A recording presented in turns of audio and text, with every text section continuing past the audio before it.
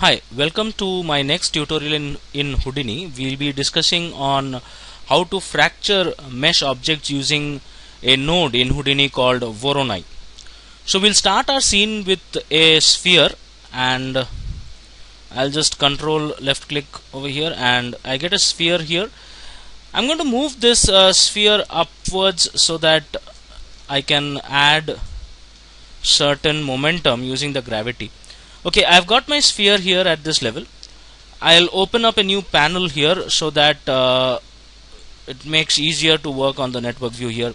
So I go into my sphere node and change the primitive type from primitive to polygon mesh, because we are going to work with polygons here. I'm going to just close up these panels so that I can get free access here. Right. So sorry. I'm going to shift down the radius to 0.5 on each of the axes so that I get a smaller sphere, and I'm going to shoot up my polygons from 10 to 20 rows and columns each. Now once I've done that, I'm going to select all the faces here, and we'll just come here, and I don't need an edit. I'm going to stick to this. Yeah, I've got all the faces selected now, and I'm going to add a poly extrude. Now as soon as I add a poly extrude, what happens is I've got a new poly extrude node here.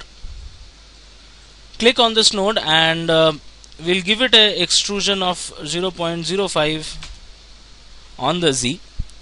You can see right now every polygon is extruded on the Z at a displacement of 0.05. I am going to change this to average positions. I'll just so I extruded this as 0.5 on the Z, and I've given it an average positions. If I go to wireframe mode, you can see it's not showing much of a difference here. All we need to do is you need to go into options and switch on output back.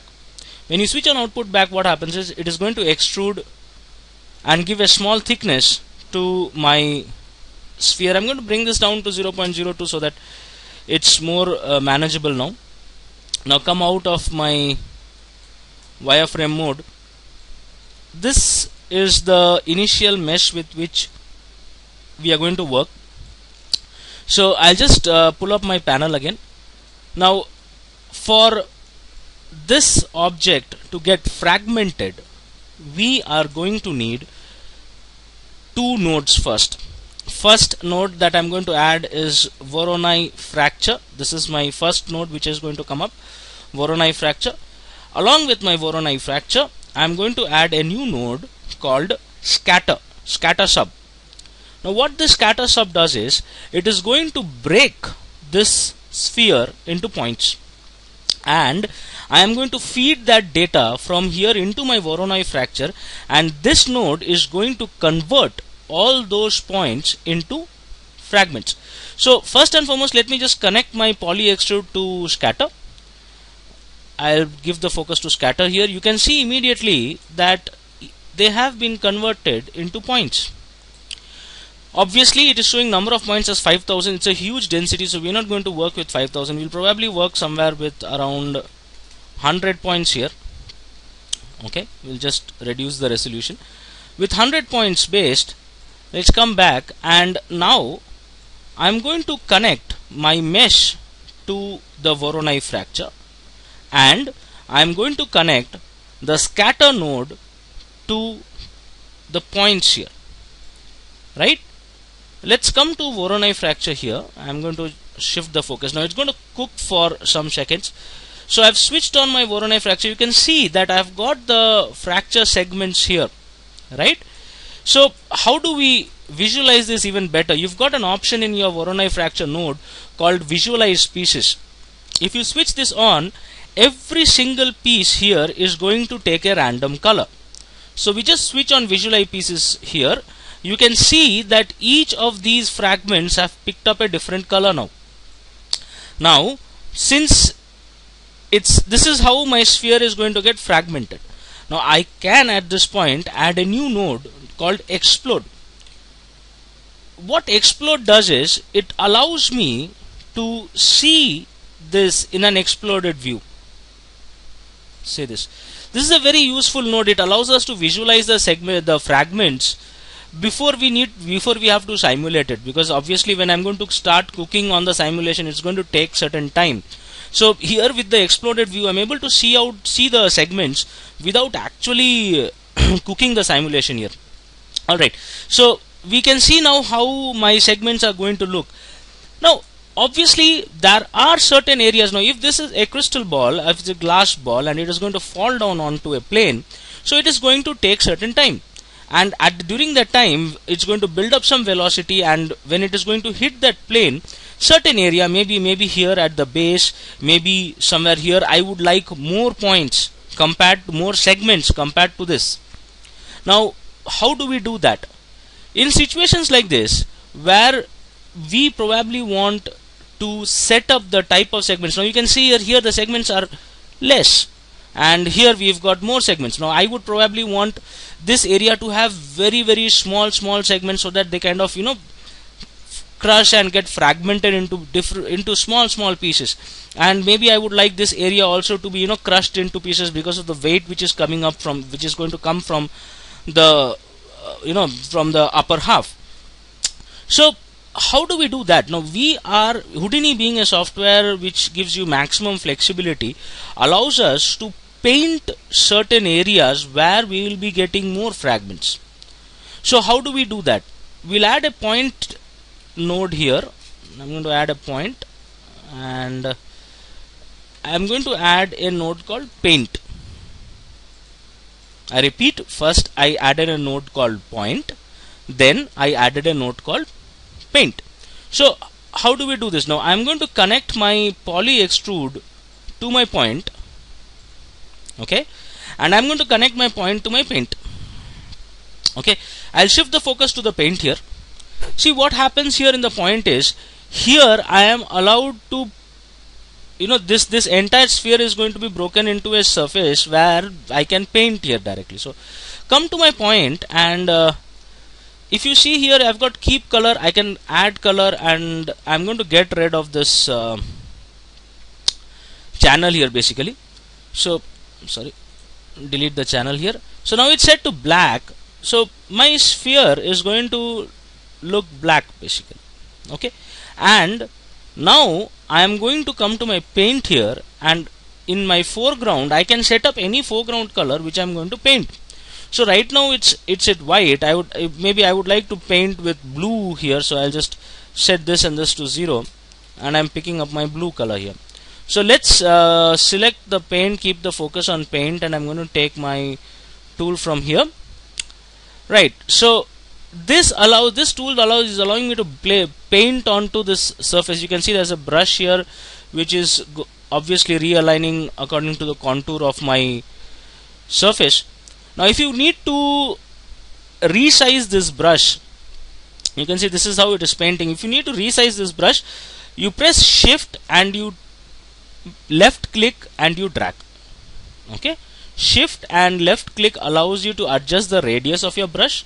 Now obviously, since we have got a lower number of polygons, that's why the paint also is coming in a very low-res manner. Now again, one of the biggest advantages of using Houdini, I've just undone what has happened, Control Z.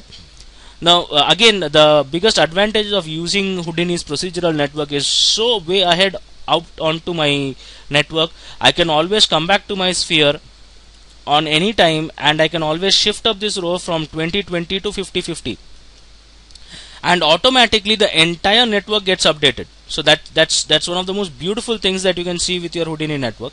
I'm going to pick up this object, this tool again, and I'm going to paint. Now there are times when you are probably roaming around, you have probably panned and zoomed and scrolled across your viewport a lot, and you want to reset it to something which frames the selected object. For that, all you have to do is press spacebar and G.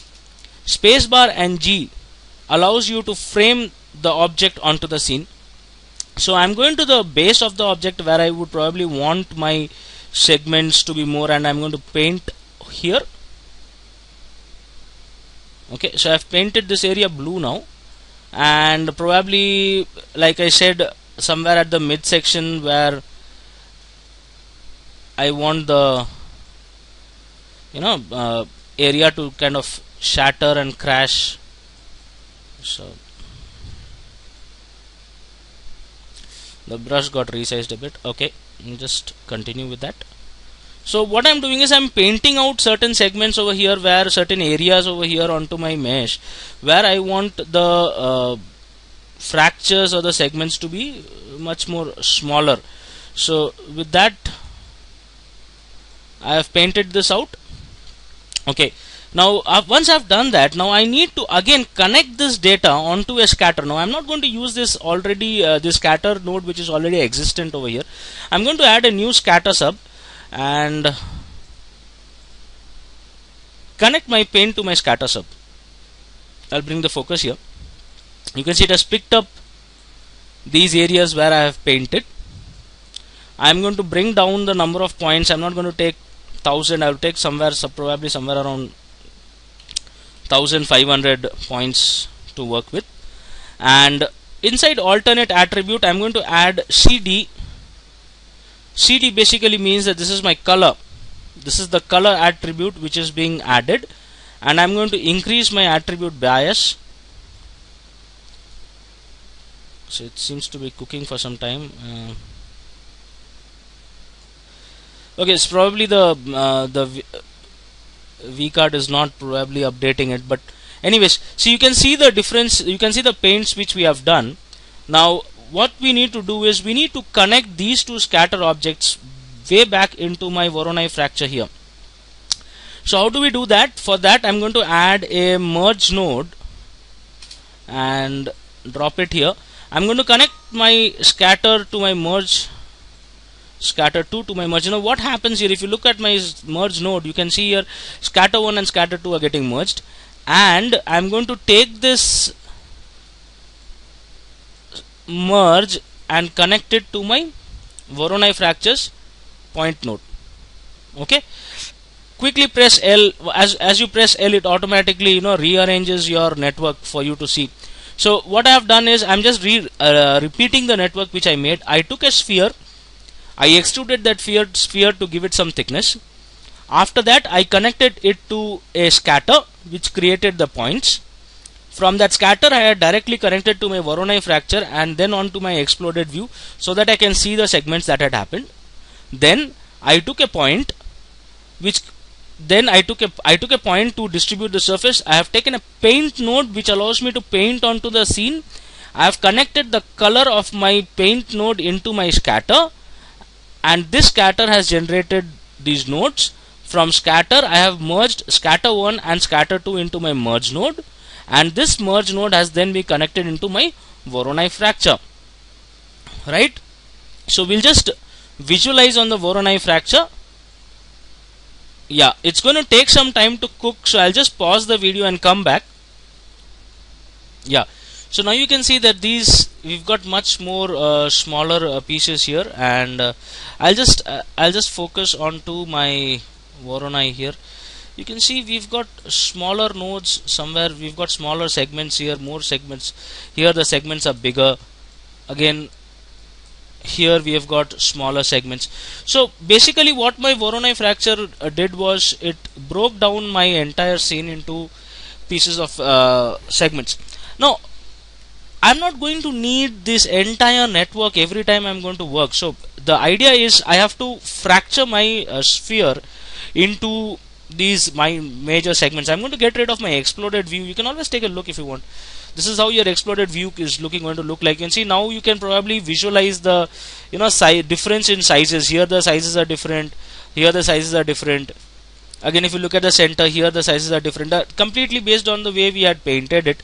So let's come back to my Voronoi fracture here, and I don't need my exploded view, so I'm just going to delete this.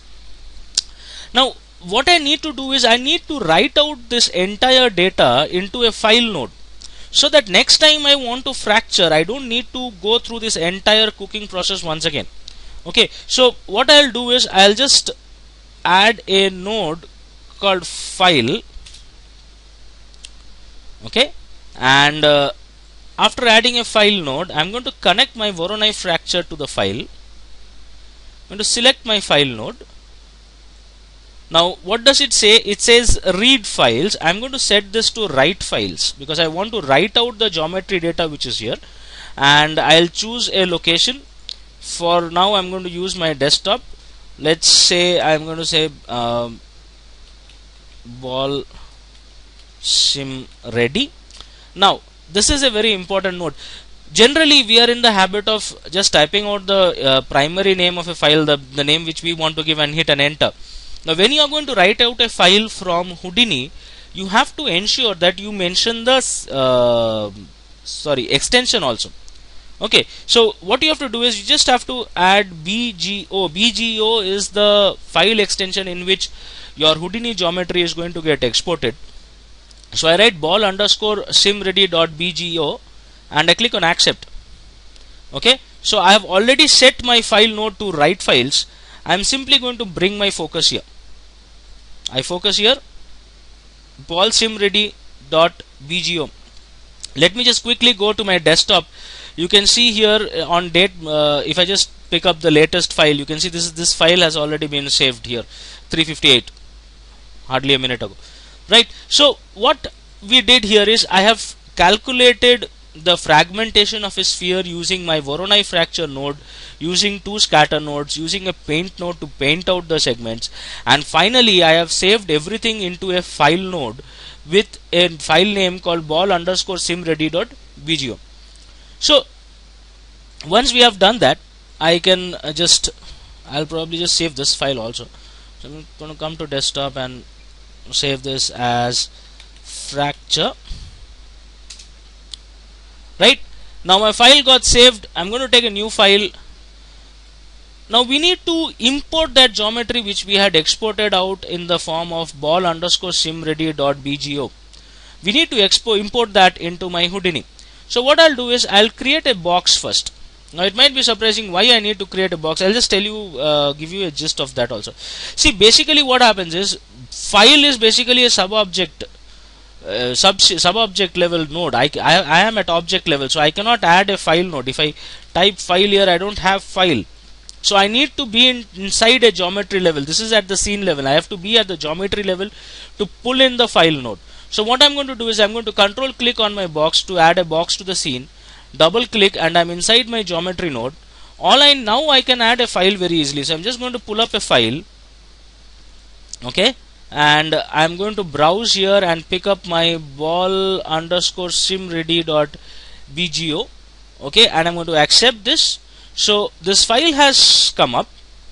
I don't require this box right now, so I'm going to just delete it, and I'll come back to my object level. If you see here, I have got my object, right?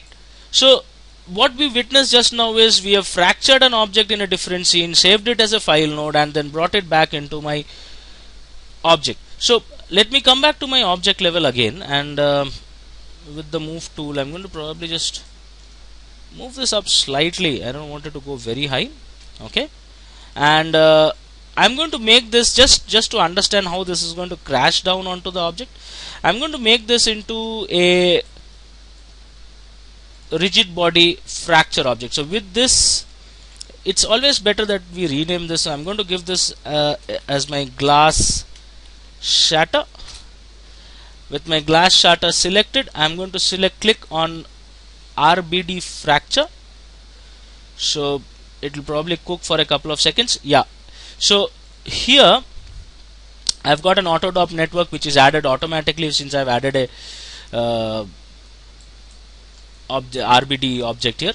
So I've got this glass shatter here. Now quickly, without going much into detail of the simulation, because we'll be seeing that in the further lessons also, I'm going to add a ground plane which is going to be my collision object. So with these two set, I'm just going to play, because obviously since it's a rigid body network, so we don't have to actually link them to each other. So I'm going to set this here and I'm going to play to see how the simulation plays out. So obviously it's going to take some time to cook and play it frame by frame, but I don't think it's going to take much time, but I'm going to pause the video here for this to simulate, and I'm going to come back. Okay, so I've cooked this simulation for around 25 frames. You can just, I'm just going to play back this scene. You can take a look. Obviously, because of the amount of mesh in the scene, it's probably going to play also a bit slow. So I'll just stop here. You can see it's crashed. We'll just move into wireframe mode so that we can see more clearly what is happening to the segments. You can see these segments are all, you know, crashing down. They have got flattened. We can basically see a very, you know, simple effect of a glass object slowly crumpling. So you can see this breaks down into different segments. So basically the best part about using a Voronoi setup is you don't have any kind of a data loss over here. The amount of segments which you had at the beginning is probably remains the same. You can see this entire thing has broken down into different segments, and there is a certain, again there is a certain amount of self collision also over here, which is helping us in setting up this network. Right, so that was about how to use Voronoi fracture node on a basic or on a beginner level. We'll stop here, and we'll come back next again with a tutorial on a different topic. We would appreciate a feedback from your end. Any suggestions also would be greatly appreciated. Thank you.